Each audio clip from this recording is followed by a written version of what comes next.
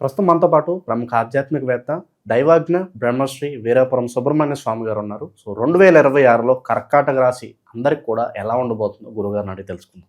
నమస్కారం గురుగారు. శుభాశీస్సులండి. గురుగారు, 2026 జనవరి నుంచి డిసెంబర్ వరకు కర్కాటక రాశి వాళ్ళకి ఎలా ఉంటుంది? ఈ సంవత్సరం ఎటువంటి అదృష్టాన్ని తీసుకురాబోతుంది? సంవత్సరం మొత్తం కూడా ఎటువంటి జాగ్రత్తలు తీసుకోవాలంటారు? చాలా మంచి విషయం అడిగారు. రాశులలో 12 రాశులలో కర్కాటక రాశి వారికి రాజయోగం. ఒక మాటలో చెప్పాలంటే సరే, దాన్ని మనం కాస్త వివరంగా ఇంకా కాస్త డెప్త్గా వెళ్ళిపోదాం.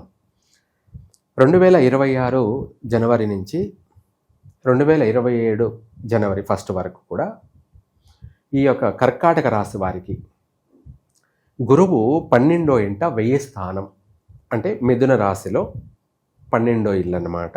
అందులో గురువు ఉండడం, అలాగే తదుపరి జూన్ 1 తారీఖు తర్వాత నుంచి గురువు జన్మస్థానం అంటే కర్కాటక రాశిలోకి వస్తున్నాడు. కాబట్టి మొత్తం మీద ఓవరాల్గా ఈ యొక్క 2 రాశులలోకి గురువు సంచార ప్రభావం వల్ల పట్టిందల్లా బంగారమే.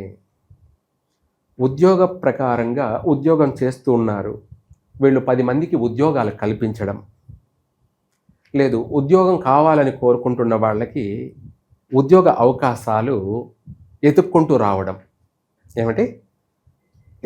రావడం అనేది 2 ఉన్నాయి.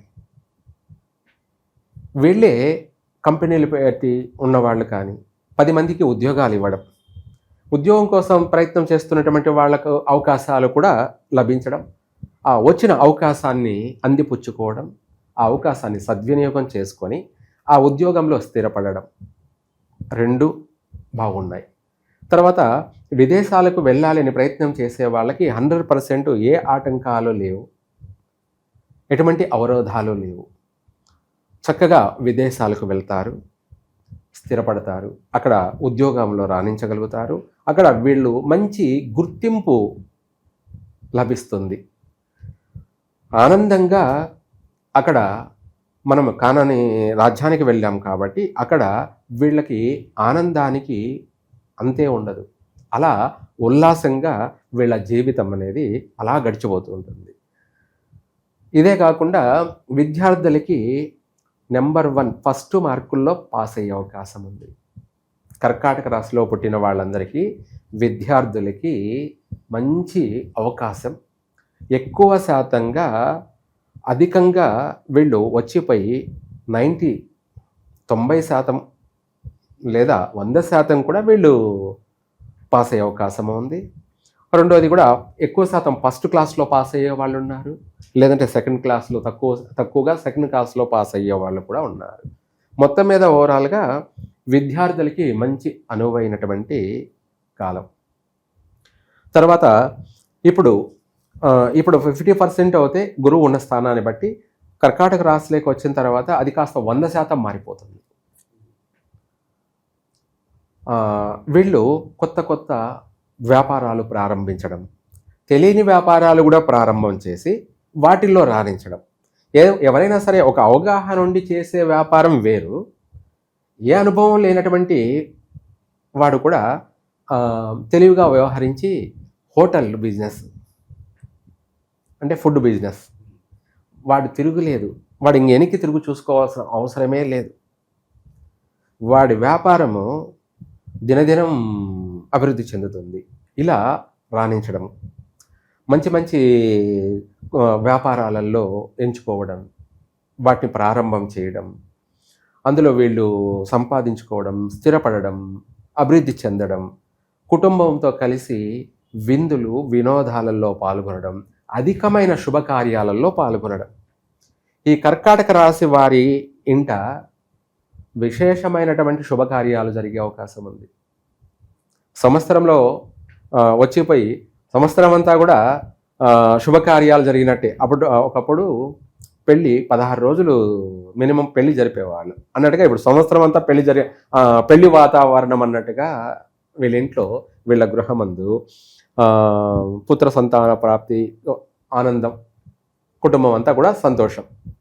తర్వాత వివాహం కాని వాళ్ళు అటువంటి వాళ్ళందరికీ కూడా వివాహం జరిగిపోవడం, అది ఒక ఆనందం. ఎందుకంటే ఇంకా కాదేమో పెళ్ళి, చూసి చూసి విసిగిపోయి అనేక సంబంధాలు ప్రయత్నాలు చేసి, లేదా ఎంగేజ్మెంట్ జరిగి ఆగిపోయి, నాటివి ఎంగేజ్మెంట్ వచ్చింది, పెళ్లి జరగలేదు, మధ్యలోనే ఆగిపోయినాయి. అటువంటి సంబంధాలు ఏదైనా సరే ప్రతి ఒక్కటి కూడా అనుకోకుండా ఊహించని విధంగా చక సంబంధాలు కుదిరిపోవడం, అలా కుటుంబంలో ఆనంద వాతావరణం, వివాహాలు, అలాగే గృహప్రవేశాలు, నూతన గృహాలు కొనడం, వాహనాలు కొనడం, ఆభరణాలు నగలు కొనడం, ఇలా వస్త్ర లాభము, వస్తు లాభము, వాహన లాభము, గృహ యోగము, గృహాలు ఉన్నవాళ్ళు కూడా మళ్ళీ ఇంకా గృహం కొనే అవకాశము ఉందన్నమాట. గృహం ఉంది కదా ఇంకెందుకులే అనుకోవడం కాదు, అనుకోకుండా జరిగిపోతూ ఉంటుంది. ఏమిటి అంటే వీళ్ళకు అది తక్కువలో వచ్చే అవకాశం ఉంది కాబట్టి అది వదిలిపెట్టరుగా.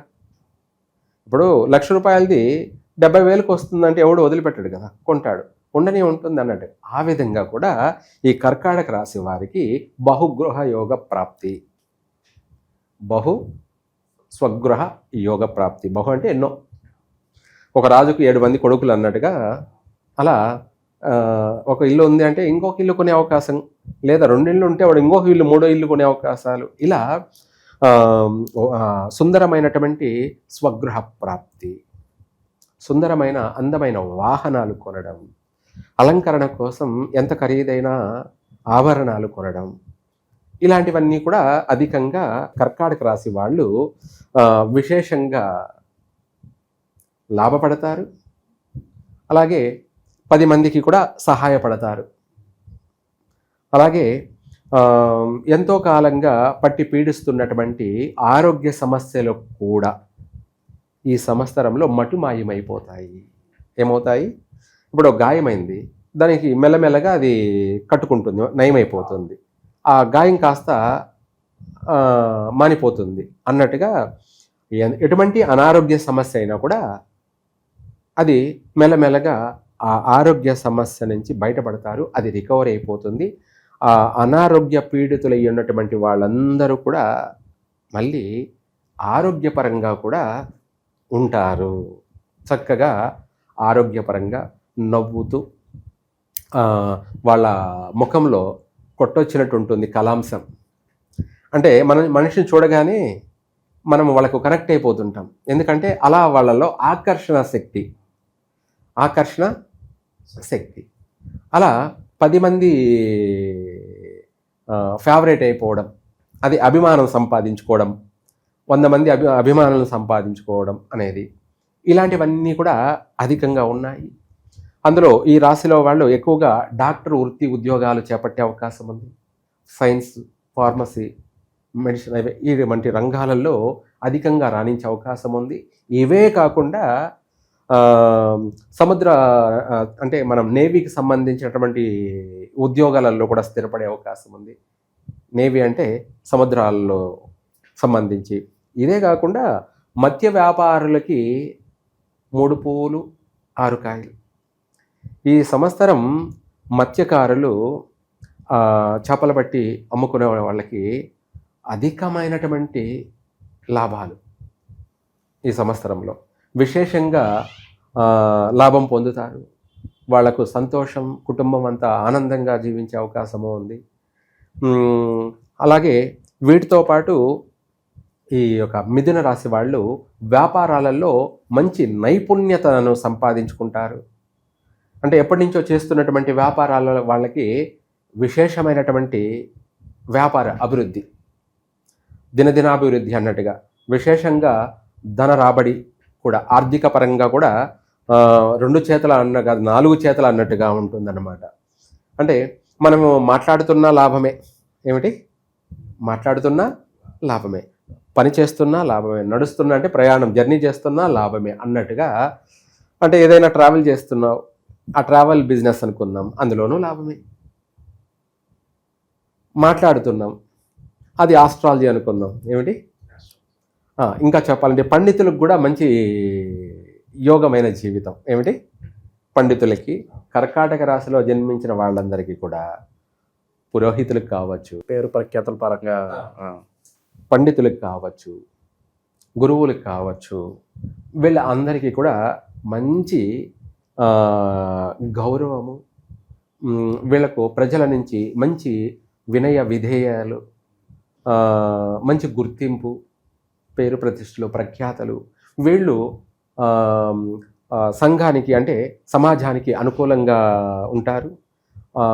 వాళ్ళ వల్ల ప్రజల నుంచి మంచి గుర్తింపు లభిస్తుంది. ఆర్థిక పరంగా కూడా బాగా కలిసి వస్తుంది. పండితులకు కూడా ఆర్థిక పరంగా నిలదొక్కుంటారు. అలాగే ఇదే కాకుండా ప్రతి విషయాలలోనూ బాగున్నప్పటికీ ఈ రాశి వారికి శని అలాగే రాహుకేతుల యొక్క ప్రభావం వల్ల చివరిలో అంటే డిసెంబరు ఆ ప్రారంభంలో అనుకుందాం అట, ఆ సమయంలో కాస్త ఒడిదుడుకులు ఉంటాయి. ఈ సంవత్సరం చివరిలో ఎటువంటి ఒడిదుడుకులు అనుకో? ఆ ఒడిదుడుకులు ఏమిటి అంటే ఏదైనా ప్రమాదాలు, లేదంటే ప్రాణ నష్టాలు, లేదా వ్యాపారాల్లో కాస్త ఒడిదుడుకులు, అంటే నష్టాలు కాదు కానీ వ్యాపారంలో ఒడిదుడుకులు, ఇటువంటి కొన్ని సమస్యలు అయితే ఉన్నాయి. అది ఎప్పుడు? చివరిలో 2026 చివరిలో ఆటంకాలు ఉన్నాయి. అది కూడా భయంకరమైనటువంటి నష్టాలంటే ఏం కాదు, చిన్న చిన్న సమస్యలు అయితే అధికంగా ఉంటాయి. ఇవి చికాకు కలిగించేటువంటి సమస్యలు అన్నమాట. అందుకనేసి అప్పుడు ఆ సమయంలో ఈ కర్కాటక రాశి వాళ్ళు వెంకటేశ్వర స్వామి వ్రతాన్ని ఆచరించడం వల్ల ఆ సమస్యలు వైదొలిగిపోతాయి. వెంకటేశ్వర స్వామి ఏడుకొండలవాడి వ్రతాన్ని ఆచరించినట్టయితే కర్కాటక రాశి వారికి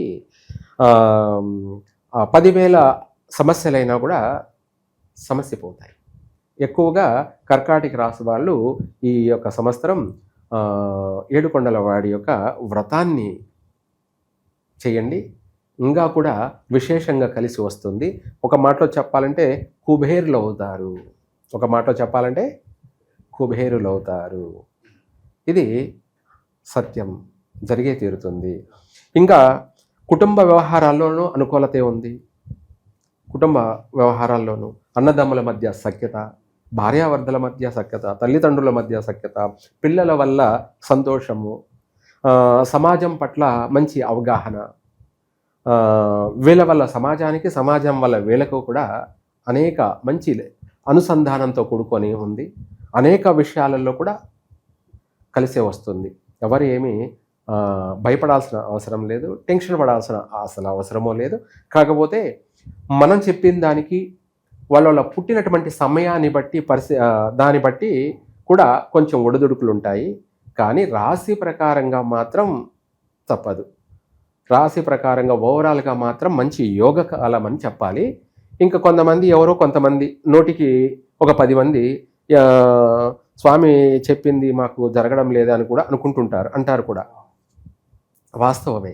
ఎందుకంటే వాళ్ళ పుట్టిన తలరాత, దాన్ని మనము పర్సనల్గా చూసుకొని దానికి మనం ఏదైనా పరిష్కారం చేసుకున్నట్టు అయితే మార్గం ఉంది. ఎందుకంటే రాశి ప్రకారంగా యోగం ఉంది కాబట్టి ఆ యోగాన్ని మనము ఈ అవకాశాన్ని సద్వినియోగం చేసుకోవాలి. వచ్చిన అవకాశాన్ని వినియోగించుకోవాలి, ఉపయోగించుకోవాలి. దాన్ని క్యాచ్ చేసుకొని దాన్ని మనం అన్ని విధాల సెటిల్ అయ్యే మార్గాన్ని ప్రయత్నం చేయాలి. నువ్వు ఏ విధంగా ప్రయత్నం చేసినా నువ్వు బాగుపడడానికి మాత్రమే నువ్వు ప్రయత్నం చేయి. కానీ దానికి కూడా మంచి మార్గంలో ప్రయత్నం చేయి. తప్పకుండా ఇందాక మనం అన్నట్టుగా నాకేమీ కలిసి రావడం లేదన్న వాడు కూడా బాగుపడతాడు, స్థిరపడతాడు. ఇది కర్కాటక రాశి వారికి ఒక మాటలో బంగారు జీవితం అని చెప్పుకోవచ్చు. బంగారు జీవితం. మీరు చెప్పినట్లుగానే రోజులన్నీ బాగుండాలి, బంగారు జీవితంలో వీళ్ళు కూడా ముందుకెళ్ళాలని చెప్పి మనస్ఫూర్తిగా. తప్పకుండా కర్కాటక రాశి వాళ్ళకి మంచి అవకాశాలు ఉన్నాయి ఈ 2026లో. ఓవరాల్గా ప్రపంచవ్యాప్తంగా చూసుకుంటే సమస్యలు, ప్రమాదాలతో కూడుకొని ఉన్నాయి. కానీ పర్సనల్గా మాత్రం వీళ్ళ లైఫ్ బాగుంది. ఓవరాల్గా ఈ రాశి వాళ్ళందరికీ 2026 ఎలా ఉంటుందో అద్భుతంగా వివరించారు. ధన్యవాదాలు. సర్వే జన సుఖినో భవంతు.